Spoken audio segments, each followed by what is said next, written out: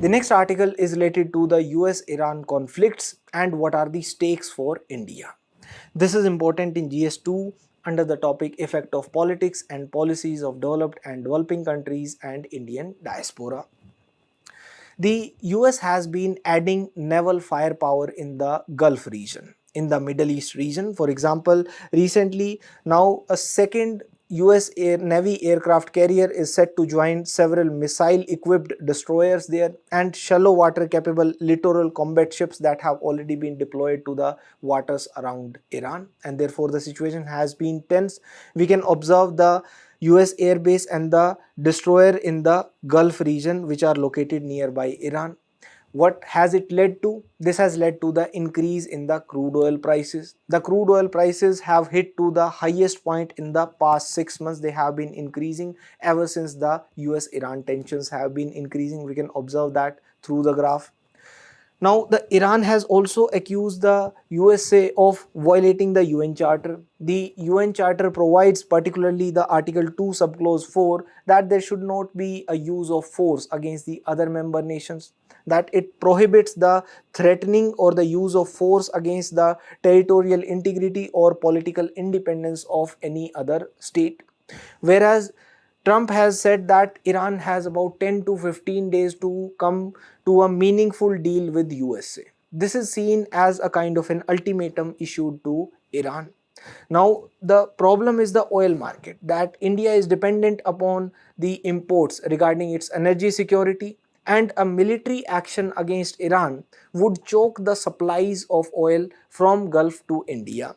As the regime, if cornered, the Tehran regime, if cornered, it could disrupt the energy flows via the Strait of Hormuz, which is a significant choke point in the Gulf region, and it connects the Persian Gulf and the Gulf of Oman. The global oil market right now, it is well supplied with the surplus. There is surplus because there was significant supply and therefore the crude oil prices were coming down. But if the tensions rise, it could again lead to decline of supply if the Strait of Hormuz is choked by Iran.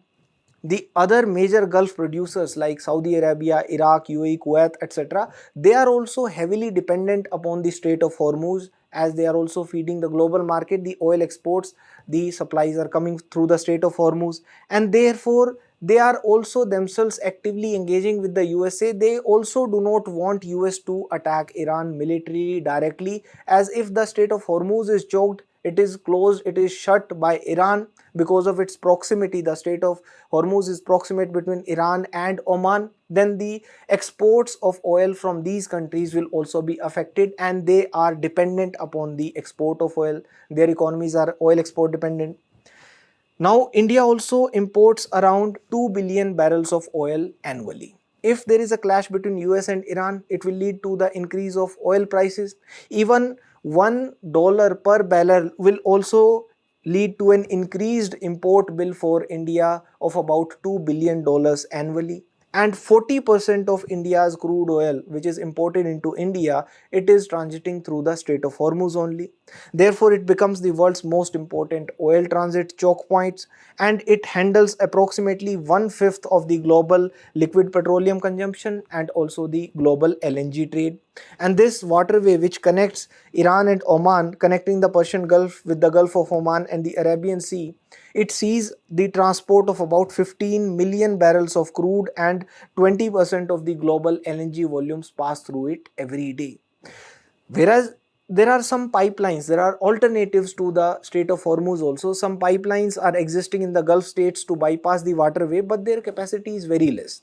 Even at the full utilization, that will be about 9 million barrels per day. That is just about 9% of the global demand.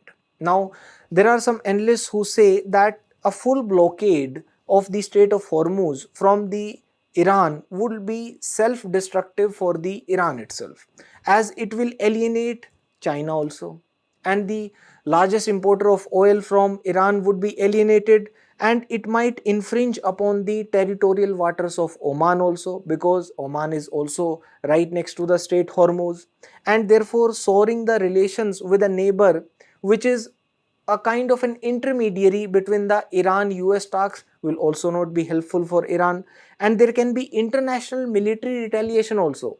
because the global importers, they are also dependent upon the oil which is passing through the Strait of Hormuz. Therefore they might also enter into the military intervention.